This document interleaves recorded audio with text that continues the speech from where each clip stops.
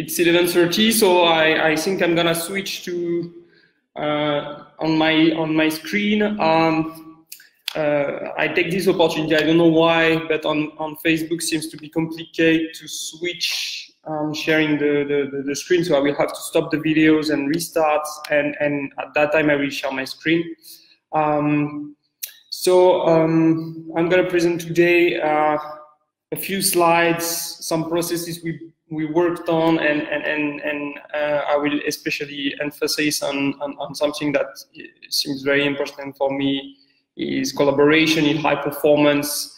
And as a sports scientist and previously strength and conditioning specialist and coach, sometimes I really feel that it's important to talk about that, talk about how high performance need to engineer the high performance, in general, and how we can organize ourselves around the athletes to be sure that we are athlete-centric, which is critical because ultimately we want to improve the athletes. So I see there is a little bit more than 20 people connected right now, so I'm gonna stop and restart with my PowerPoints and start the presentation. Okay, let's start. So high performance in sports, merging people and science to make success inevitable.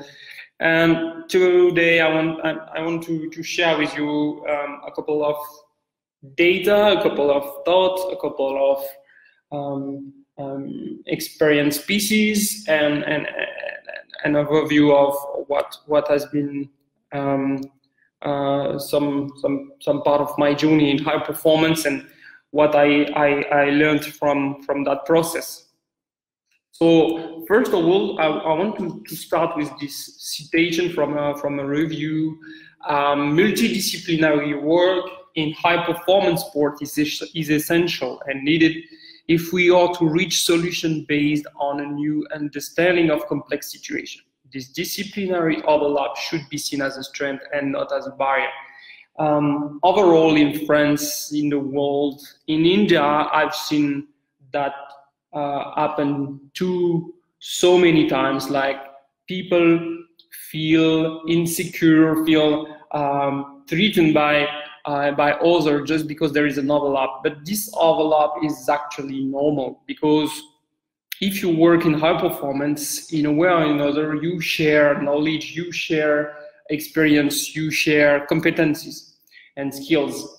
So obviously, if you take, for example, an SNC and a physiotherapist, maybe around 80% of the skills are actually the same and the knowledge is the same. So what you need to understand is that it's normal to overlap a little bit, and it's actually healthy, and that's how you challenge yourself, how you can exchange. Also, you can seek for help, you can seek for advices, and all of that is actually what high performance is needed, because high performance per nature is trying to reach goal which is highly difficult to achieve. So you want help from the other, you want to work with the other, and together you can reach that goal, while if you try alone, you have very little chance to actually be successful.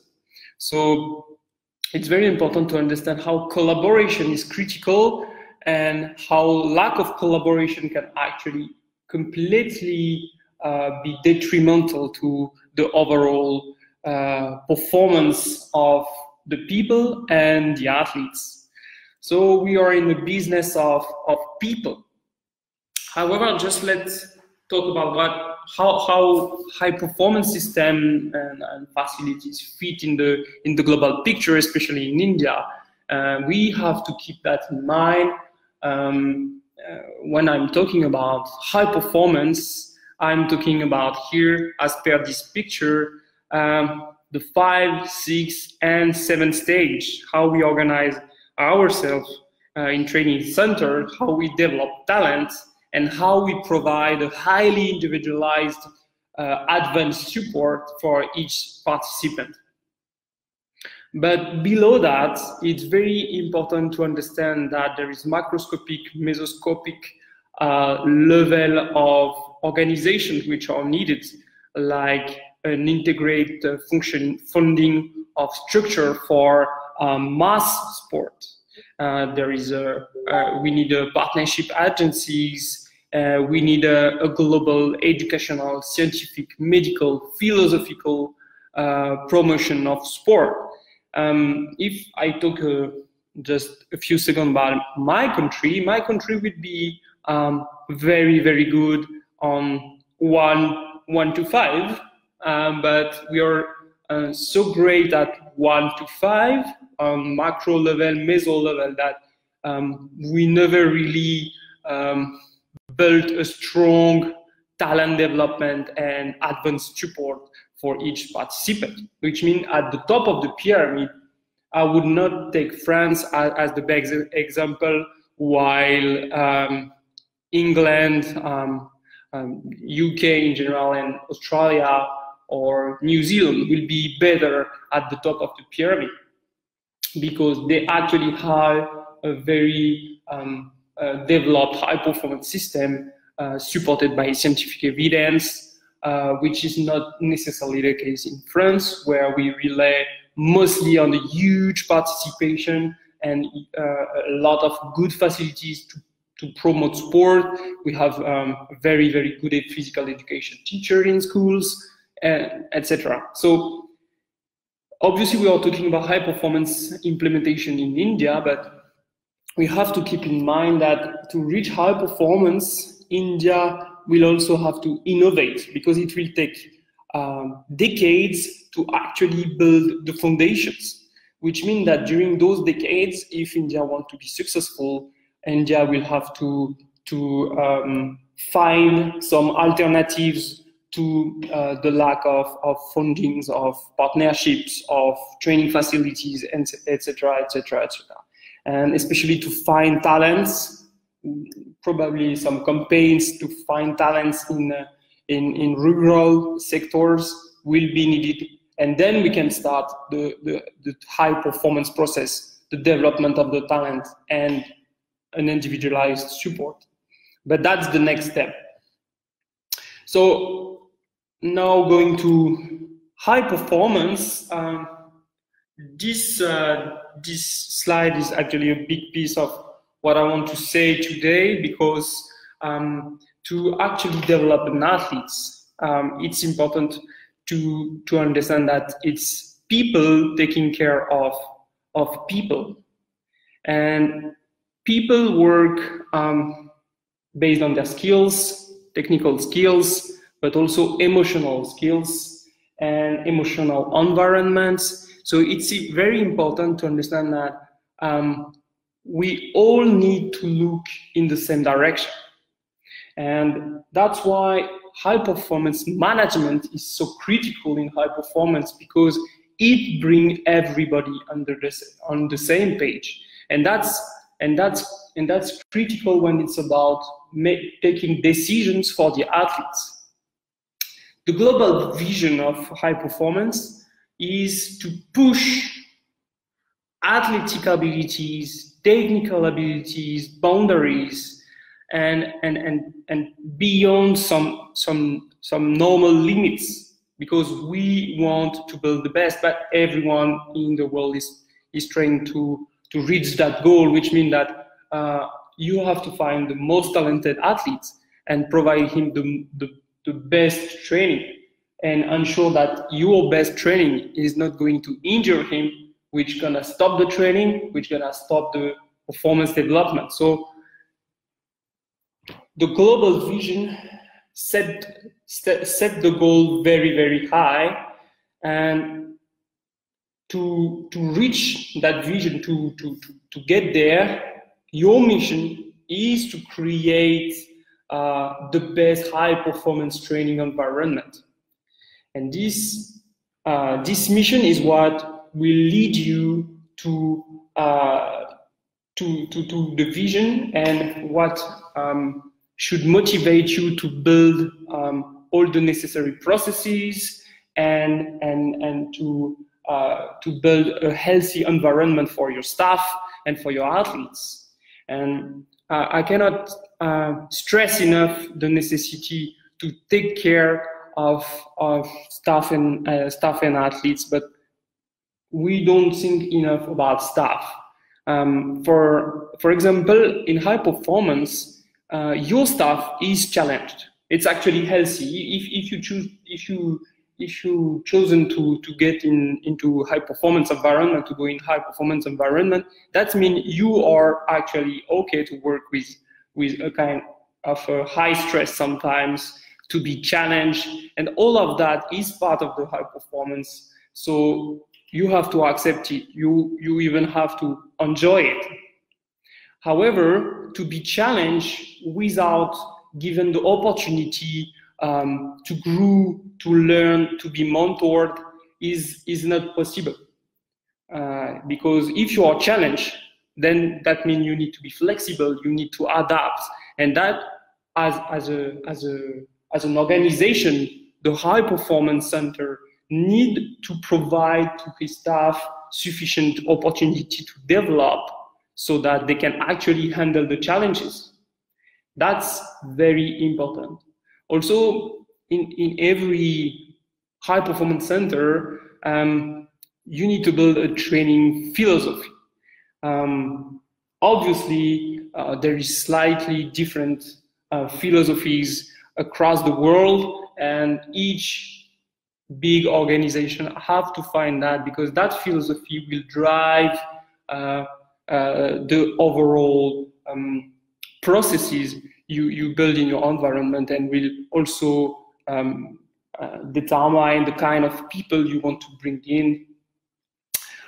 So this training philosophy will be part of an overall culture and some values you have in your center. And that's very important, because if I take the example of the All Blacks in New Zealand, this philosophy, culture, values is actually very high. When you get there, you have to say hello to each and everyone. Even the housekeeping staff has to be, you have to say hello to everybody, each and everybody. If you don't, then you don't fit into the culture of this place, and you are not welcome there, because in that place, it's a kind of a family. And when you build a family kind culture, you have to fit in, or you're not able to actually work in that place. So anyway, this example is about a very, very successful team, which actually tick the box of these elements, which are very, very important.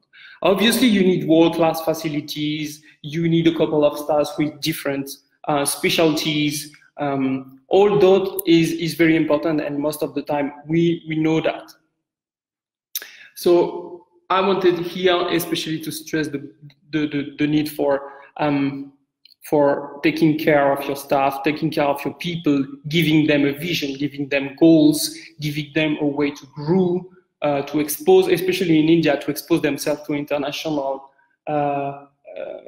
environments. Let's say sending staff 3-4 weeks away, so that they can learn in one of the best centers in the world a specific technique or a specific process. So that is really important. Aside of that, obviously you need to control what you are doing, and for that means that you have regular catch-up. You ensure that people are working with people, that everyone has a role, everyone knows his role, and everyone catch up regularly, and as a manager, you organize these catch-ups regularly, and you structure them so that you actually go step by step to ensure that you reach the goal you defined. So what is the place of science in this overall process? So we are in high performance, we have strong goals, we have a clear vision. So now how do we reach that? That's where science starts process, because we want to engineer the process. We want to exactly know what we are doing, why we are doing, and when it will be time to change and to adapt what we are doing. So this is called evidence-based practice, because evidence-based practice is based on the scientific evidence, but it's taking in account also what is your experience. As a practitioner, your experience matters. So you will obviously choose, in the best evidence available, what you master the most and what, in your opinion, is the most practical in the situation.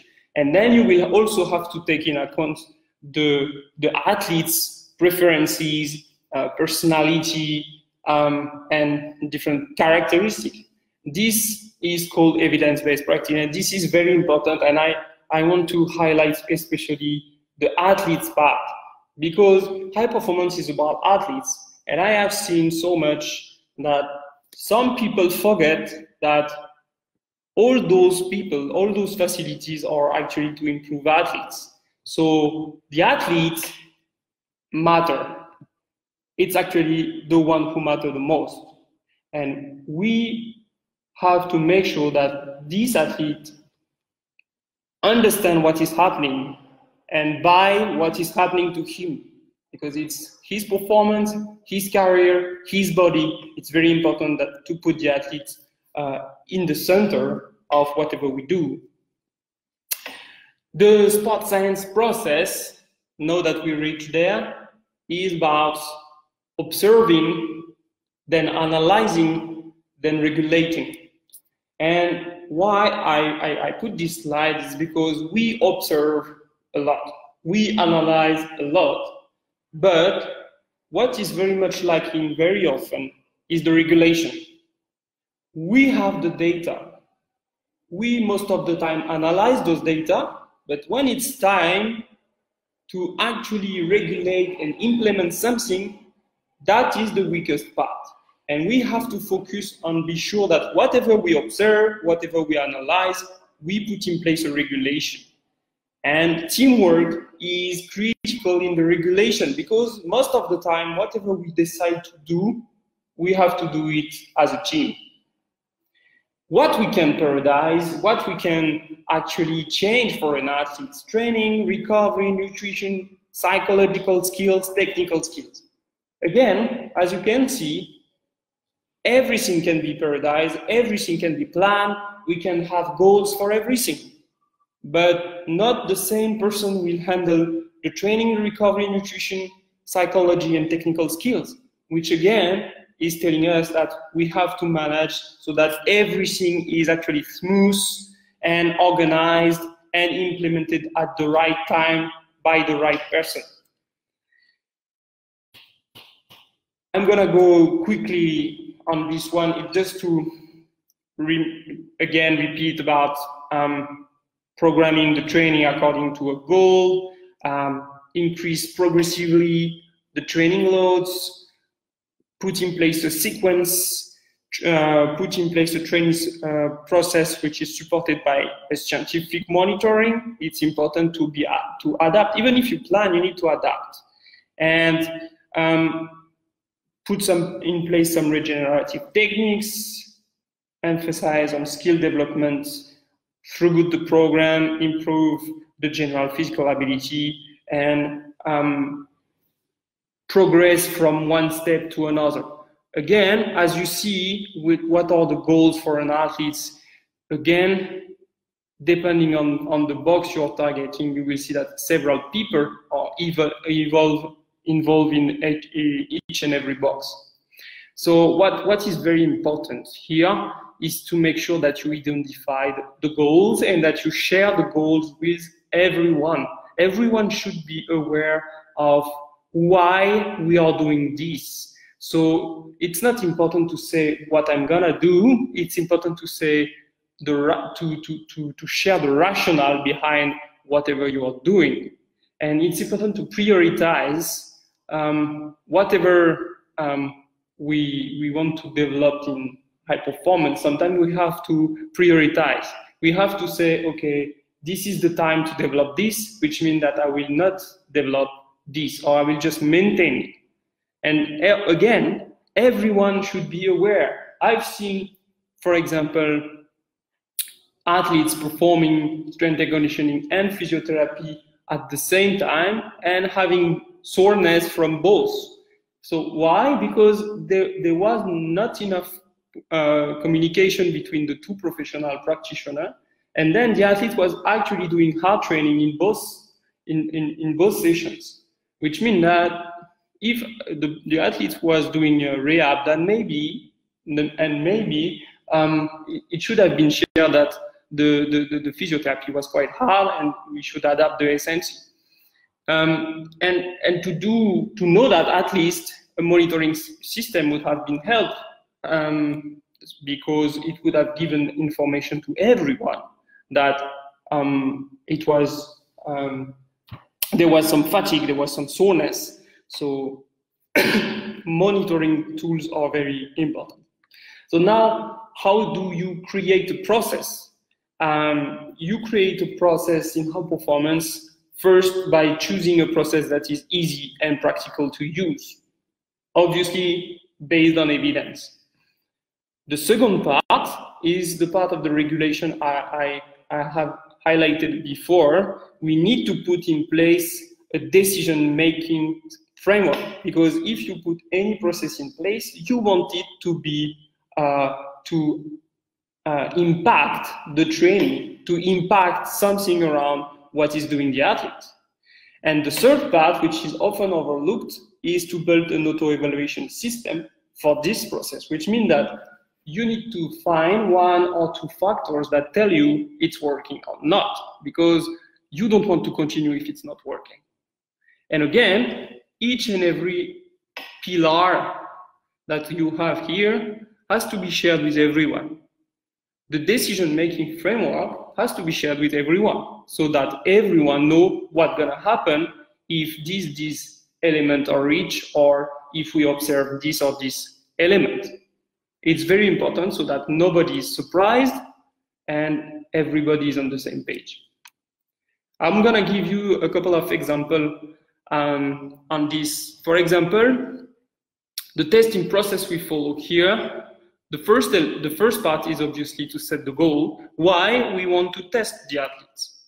Then we can design the testing, collect the data, analyze the data, and deliver the results. The results delivery is actually very important.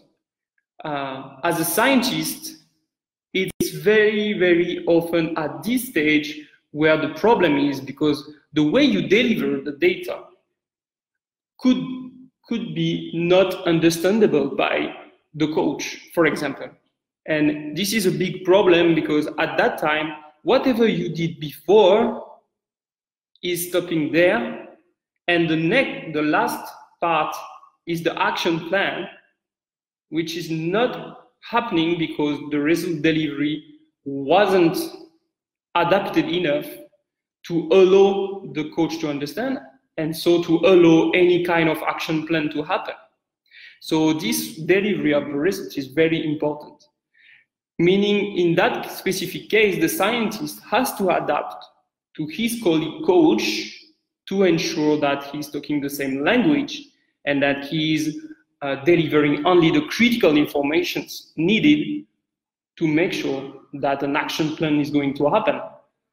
And then, obviously, there is the re-evaluation of it, and to be sure that we reach the goal after a couple of weeks or months.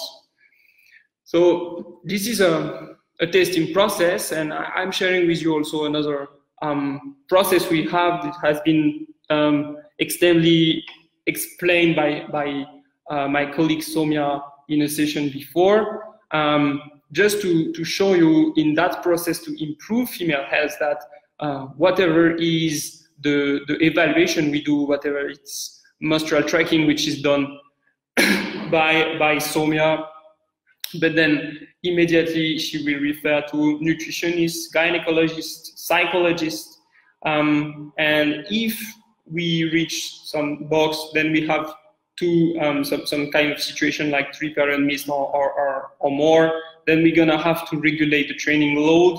So regulating the training load means that the SNC will be involved, that the coach will be involved. So obviously you start from one evaluation, but then it's gonna impact a lot of people.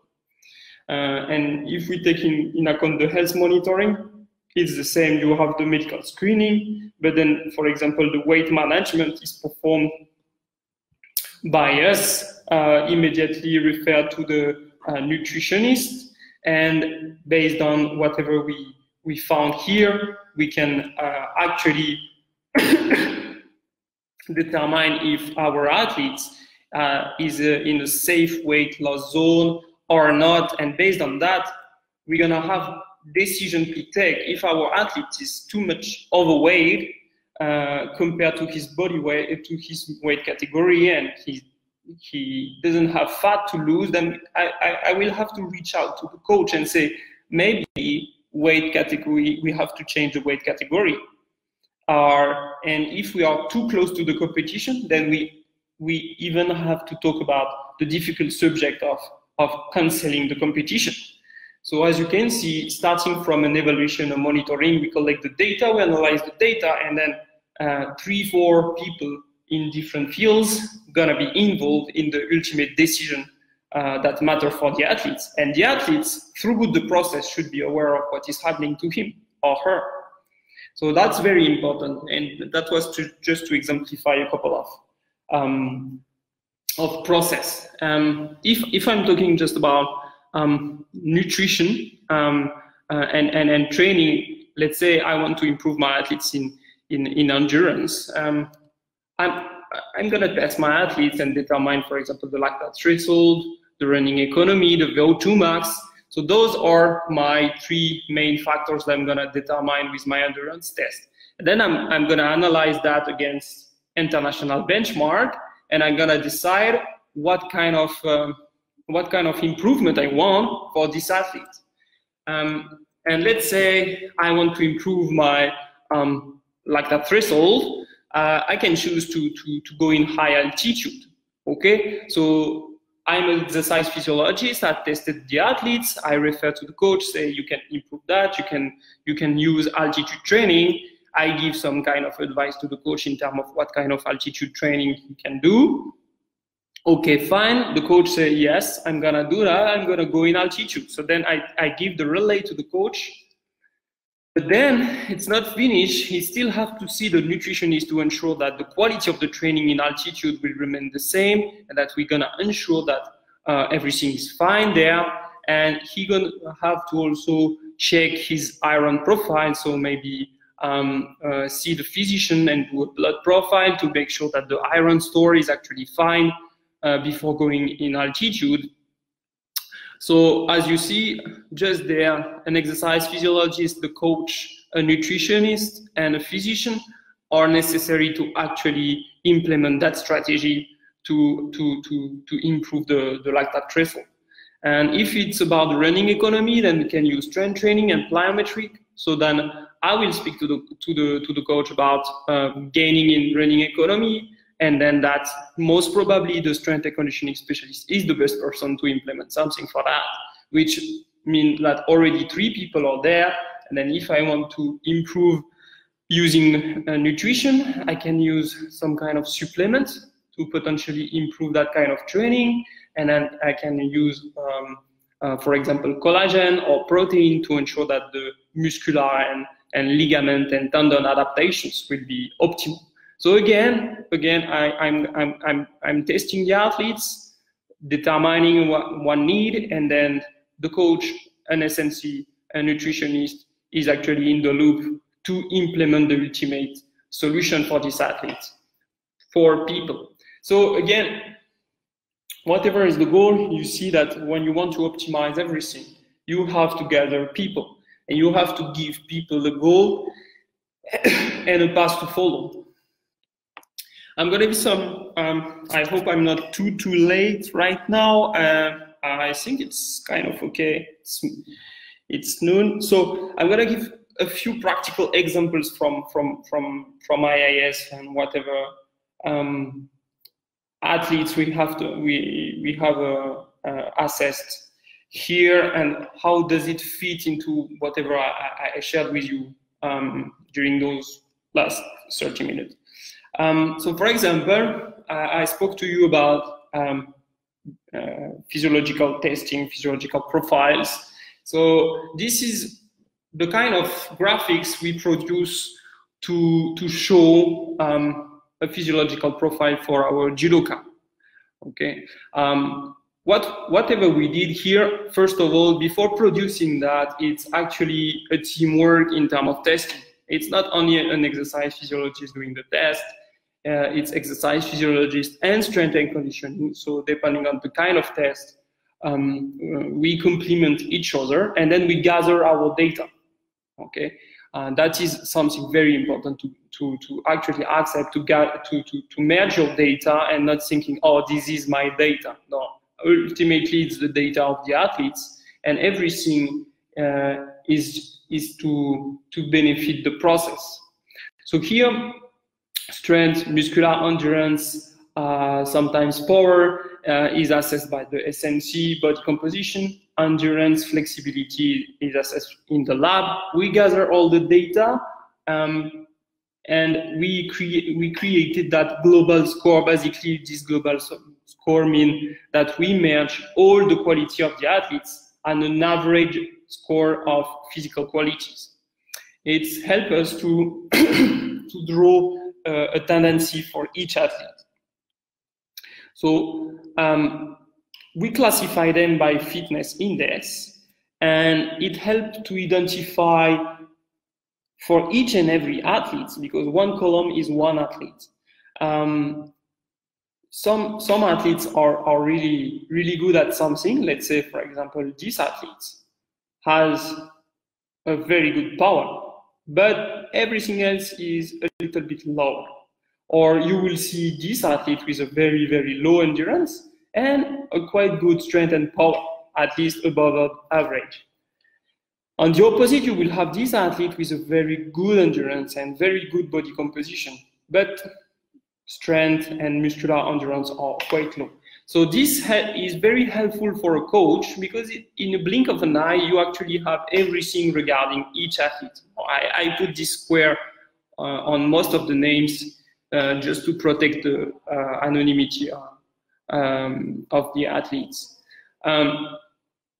So this system that we came up one year ago is still improving, but as you can see, we have data published in international journals. Will give us some data about what is an elite female judo athlete.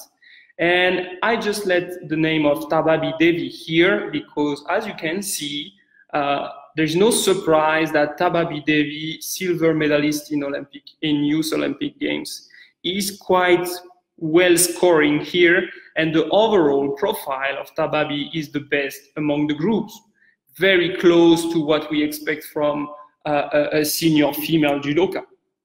So here to show you that whatever viability, when you choose the good test, you are able to discriminate the overall capacity of an athlete, and also to show you that we can, by manipulating carefully our data, we can design something that is readable for everyone. So that was about the physiological profile.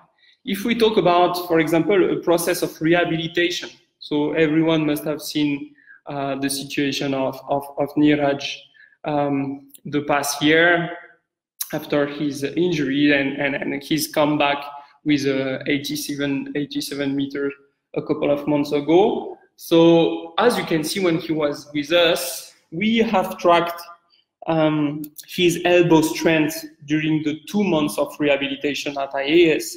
And what you see is in blue the overall evolution, and in orange the acute evolution from one test to another. So this is also helping us to understand that we have been able to make a meaningful difference each time. Obviously, there is sometimes like the second and last testing where the evolution has been more meaningful. But this zone in orange is what we call a trivial zone. And we managed so that Niraj actually didn't fall in that trivial zone at any point of testing, which is very good because he has been able to significantly improve every time we were reassessing him. And this has been obtained by quite a nice collaboration between nutrition, SNC, and physiotherapy, obviously. So this is another example how you can track, and then based on this, we had a couple of meetings to discuss what was going on and what we should do to ensure that the evolution and progress was optimal. Let's talk about Sudha also, who came here for her rehab post stress fracture, and I'm gonna show you how what kind of global feedback I had at the moment she resumed running after stopping running obviously, and not weight-bearing activities. Then we resumed running progressively. As you can see on the bottom right, this is the progressive increase of the volume of running over time. So from 23 kilometers and with a progressive increase around 10 to 15 kilometers a week, knowing that an elite endurance athlete is doing 100 kilometers a week or more. So this was a progressive increase, and her feelings and sensation were carefully analyzed by a measuring of heart rate, wellness, heart rate variability measured. As you can see, for the first part, we were able to improve progressively, okay, but with the increase of the training load, the second phase was more a plateau. So here is more about different markers of training, and then on the right you have a couple of markers of the training load, which was actually going progressively down in terms of acute stress. And we were also measuring, as you can see, the percentage of each type of training in the overall load of the week. So this is kind of a global dashboard that was shared with the SNC, the physiotherapist, exercise physiologist, the coach who was handling the training load at that time. So everyone was aware of this dashboard. Everyone had access to this. So everyone knew how she was feeling. Everyone could regulate acutely his own session to be sure that she was feeling well. And the last, I think the last example I have is Nikat post her injury, shoulder injury. She was coming to us to prepare the Nationals 2018. And she wanted, obviously, post injury to lose weight and to make the weight to go in 51 kg category. And so during almost 4 months, we carefully monitored her weight, the difference to the target weight, the fat percentage. And why I show you that those graphs were very important, for example, for Nikat, because she really liked to see where she was going, how good she was doing. For example, she went back home for 1-2 weeks in November, and she was quite frustrated to see that she came back in fat, and because she went home. So we had to change the nutrition at that time, because we had to catch up with the time lost, and that's why it's so important to collect those data at that time, for her to accept that something has happened. So it's just to show that we collected data, and then based on those data, Nikat, the coach, and I knew what was going to happen and what was necessary and what was the remaining effort to make. So I hope you enjoyed this presentation. To conclude on this, obviously as a sports scientist, I showed you maybe a more scientific side of the overall performance system, but again, this was to present that whatever we do, whatever we try to organize, it's always about people working together and sharing information, sharing goals, and looking in the same direction. And to do that, someone need to gather those people, need to give them a vision, needs to give them goals, and help them to handle the stress, handle the challenges, which are actually numerous in high performance. Thank you for your attention. So to Chang Katri, I hope I pronounced well your name. Obviously on ground level, the lack of infrastructure and facilities is potentially a problem. However, I believe that the most important is the thought process. With very little equipment, you can do a very good job. Obviously, if you try to do shot put without the weight, it's gonna be very complicated. So you need to meet the minimum required. However, I think maybe we are too limited by our thought that we need huge facilities. In some facilities, I know there is everything, but still the processes are not there, and then the performance is not there also. At the same time, you have very small clubs with little equipment, which are performing very well because of a very good culture and very good thought process. So you need to find a good balance. In one club I was working with, a handball club, we didn't have a gym, and still we put in place a very ambitious strength and conditioning program for youth. With just a couple of bars gathered from the parents, gathered from everyone. Then we created something like it was a kind of a flexible room. We gathered everything in a room, then we put everything on the court to do the exercise and re-put everything in the room. But we were actually able to train effectively the kids. So it's all about motivation, culture, healthy environment. Obviously, you need a minimum, but you don't need amazing buildings to make high performance. I believe that high performance is mostly about the thought process and the people. Yeah, Sunil, what I was doing in Roland Garros, I was mainly in charge of some kind of monitoring with a few athletes and sport nutrition evaluation. So basically, my involvement was for everyone to assess that the nutritional needs was there, that there was no impact potentially on illness and everything like that. And on the other side, I was taking care of a couple of female tennis players, especially on trying to screen them physiologically and monitor their training load. And I'm still taking care part-time of Adrian Manarino, which is 38 at ATP at this time. And my involvement is really depending on the needs. At the moment, it's mostly on the health of his knee, which is the current problem, for example.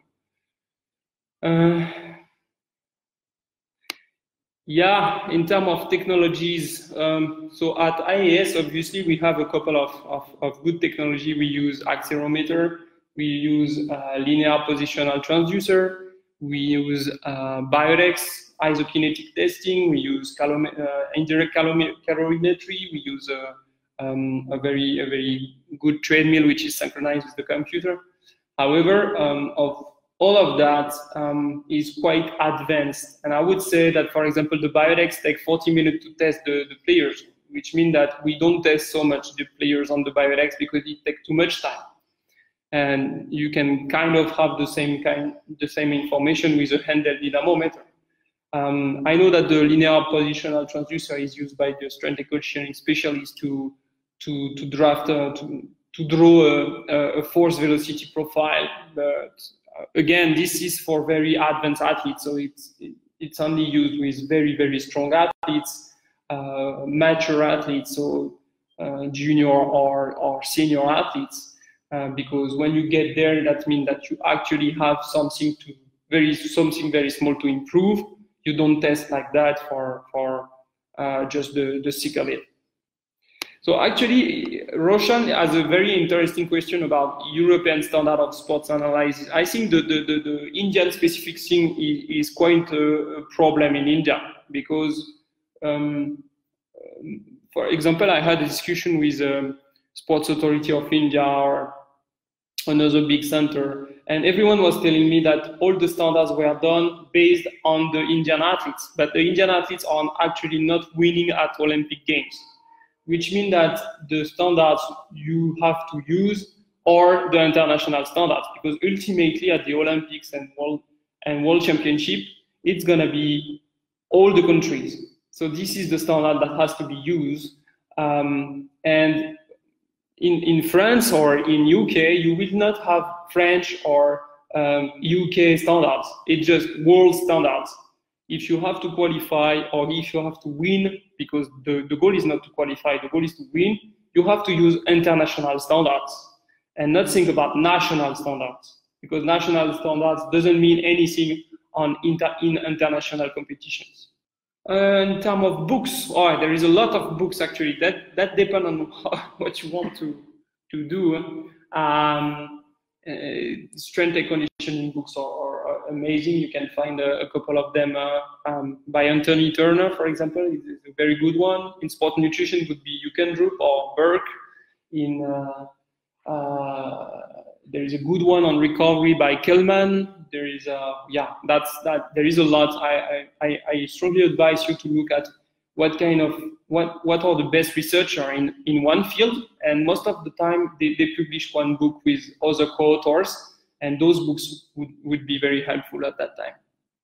Exercise physiology, you have physiological testing for athletes. Actually, if I look, the Australian Institute of Sport actually published a book on physiological tests for elite athletes, and then obviously you have the classical Costil book on physiological on exercise physiology of sport. And then if you are really good, you have the ACSM book on advanced exercise physiology, but this book is highly complicated. So I would say first Costil and something around basic theory. The Costil one is good, and the one of Australian Institute of Sport on physiological tests is nice. If there is no other specific questions, I'm gonna stop there the presentation. I really want to thank everyone for attending and listening to this presentation. I wish the very best to everyone in high performance, and hope that you will think twice about collaboration next time. Bye, and maybe later.